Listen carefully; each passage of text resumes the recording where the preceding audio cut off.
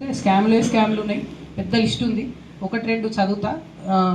సూర్యాపేట జిల్లా తుంగతుర్తిలో 1000 కోట్ల custom milling scam జరిగిందని చెప్పి పత్రికలన్నీ కోడై కూసినాయి. మరి నిందితులు ఇప్పటికి కూడా దర్జాగా తిరుగుతున్నా కనీసం ఈ ప్రభుత్వం కూడా చర్యలు తీసుకుంటలేదన్న విషయాన్ని మేము ఒకసారి గుర్తు చేస్తూ ఉన్నాం. ఉత్తమ్ కుమార్ రెడ్డి గారు, కాంగ్రెస్ పార్టీ, మరి ఏమైంది ఇది ఇన్ని కోట్ల మిల్లింగ్ స్కామ్ అన్నదాన్ని నేను ప్రశ్నిస్తూ ఉన్నాను.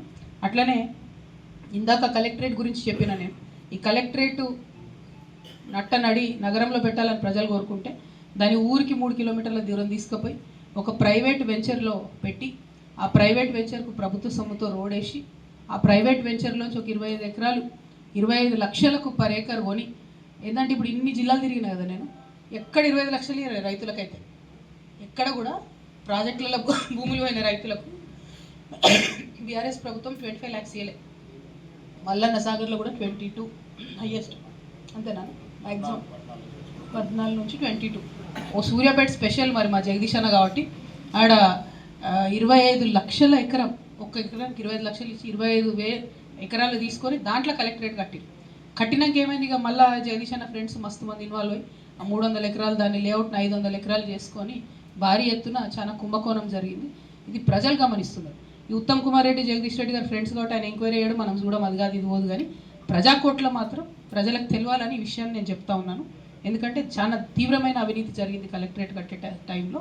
ఆ విషయాన్ని సూర్యాపేట జిల్లా ప్రజలు గమనించాలని చెప్పి నేను కోరుతా ఉన్నా. ఇక జగదీష్ రెడ్డి గారి మనుషులకు దేవుడు లేడు, చెరువులు లేవు, ఏది లేదు, ఉన్నవన్నిటిని ఆగమాగం చేసిరు. ఎగ్జాంపుల్ చెప్తున్న కర్నాల చెరువు, ఇది మాత్రం నేను హైడ్రాకు ఉత్తరం రాస్తాను, వాళ్ళు రియాక్ట్ అవుతారో కాదో చూద్దాం. ఉత్తమ్ అన్నకు జగదీష్ అన్నకు అండర్స్టాండింగ్ ఉందా లేదా తెలిపోద్ది. దీంతో కర్నాల చెరువు అనేటటువంటిది మంత్రి గారి అనుచరులు చెరబట్టి ఎంత ఘోరం అంటే అలుగు వచ్చే దాని మీదకి డైరెక్ట్ ప్రైవేట్ రోడ్ వేసుకొని వెంచర్ చేసుకుంటారు. దానికి మరి నేను హైడ్రాకి అయితే కంప్లైంట్ చేస్తాను. ఎందుకంటే పాత గూగుల్ ఇమేజెస్ ఉంటాయి, ఇప్పటికైతే గూగుల్ అబద్ధం చెప్తలేదు అనిపిస్తుంది నాకు. పాత ఇమేజెస్లో గూగుల్ యాస్టీస్గా మ్యాప్ చూపిస్తుంది, ఇప్పుడు కొత్త మ్యాప్ రెండు కంపేర్ చేసి హైడ్రాకి పంపిస్తాను. నేను ఈ కర్నాల చెరువు మీద ఉన్న కబ్జా తీసేయాలని నేను కాంగ్రెస్ ప్రభుత్వాన్ని డిమాండ్ చేస్తా ఉన్నాను. ఆ తర్వాత ఇవన్నీ చిన్న చిన్నవి చాలా అవుట్ సోర్సింగ్లో ప్రతి ఉద్యోగానికి 3 లక్షలు తీసుకున్నారు, 4 లక్షలు తీసుకున్నారు, అవన్నీ మీకే తెలుసు నాకంటే ఎక్కువ. తర్వాత సూర్యాపేట విజయవాడ నేషనల్ హైవేలో దాదాపుగా ఇవన్నీ ఎట్లా అంటే ప్రభుత్వ సొమ్ము అంతా ప్రైవేట్ వెంచర్స్కి అన్నట్టు. ఎంపీ ల్యాడ్స్ నుంచి 70 లక్షలు తీసుకుని ఒక ప్రైవేట్ వెంచర్కు పేర్లు గిర్లు ఉన్నాయి నాకు ఎందుకు ఆ ప్రైవేట్ వాళ్ళ పేర్లు, కానీ ఒక 1.5 కిలోమీటర్ రోడ్ వేయడం జరిగింది. ఇది చాలా అన్యాయం. దీని మీద కూడా కేంద్ర ప్రభుత్వానికి అయితే నేను కంప్లైంట్ రాయబోతా ఉన్నాను. అట్లానే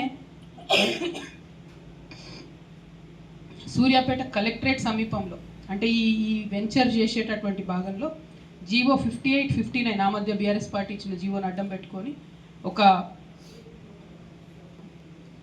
ఎన్ని ఎకరాలని 90 మంది 5 ఎకరాల భూమిని రెగ్యులరైజ్ చేయించుకోవడం జరిగింది. మరి దానికి కూడా రివ్యూ కోసం రాస్తాం తప్పకుండా.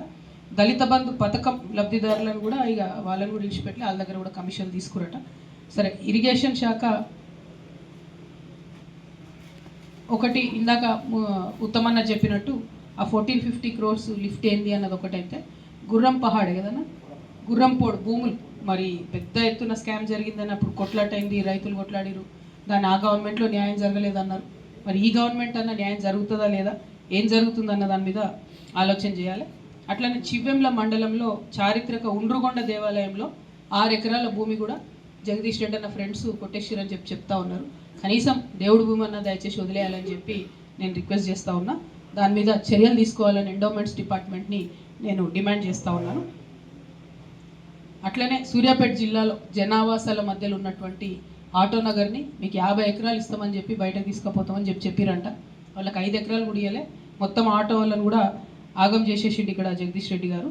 మరి ఇవన్నీ ఒక ఎత్తు అయితే ఇక జగదీష్ అన్న స్పెషల్ కాబట్టి నేషనల్ లెవెల్లో తెలంగాణ పరువు ఎట్లా తీయాలన్నా అని గట్టిగా ఆలోచన చేసి ఏం చేసిండు, సరే మదర్ అంటే ఎవరికైనా సెంటిమెంట్, వాళ్ళ మదర్ బర్త్డే రోజు కబడ్డీ పోటీ పెట్టి అన్ని రాష్ట్రాలలో కలిసి ఇక్కడికి పిలిచారు. 7 కోట్ల రూపాయలతో గ్రాండ్గా కబడ్డీ పోటీలు చేస్తున్నామని చెప్పారు. సరే ఎన్ని కోట్లైనా ఏంది మనకు అనవసరం, ఎందుకంటే అంతా ప్రైవేట్ వాళ్ళ దగ్గరనే వేసిరు. ప్రభుత్వం నుంచి నామినల్ వచ్చింది, ఓన్లీ 20 lakhs ఫండ్స్ వచ్చి బేసిక్ అమ్యూనిటీస్ కోసం. ఘోరం ఏంటంటే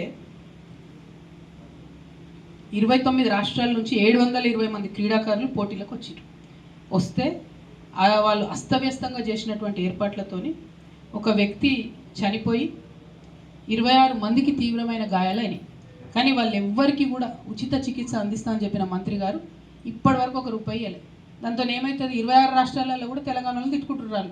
ఆడికి పోయినాం రబాయి వాళ్ళ మంత్రి పిలిచిండు, ఏమున్నది ఇట్లా అయింది అట్లా అయింది అని వాళ్ళని తిట్టుకుంటుంటారు. పోయేది జగదీష్ రెడ్డి గారి పరువు కాదు, తెలంగాణ పరువు పోయింది.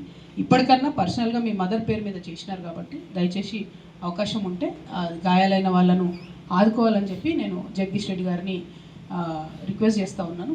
మరి ఇట్లా అనేకమైన అంశాలతోని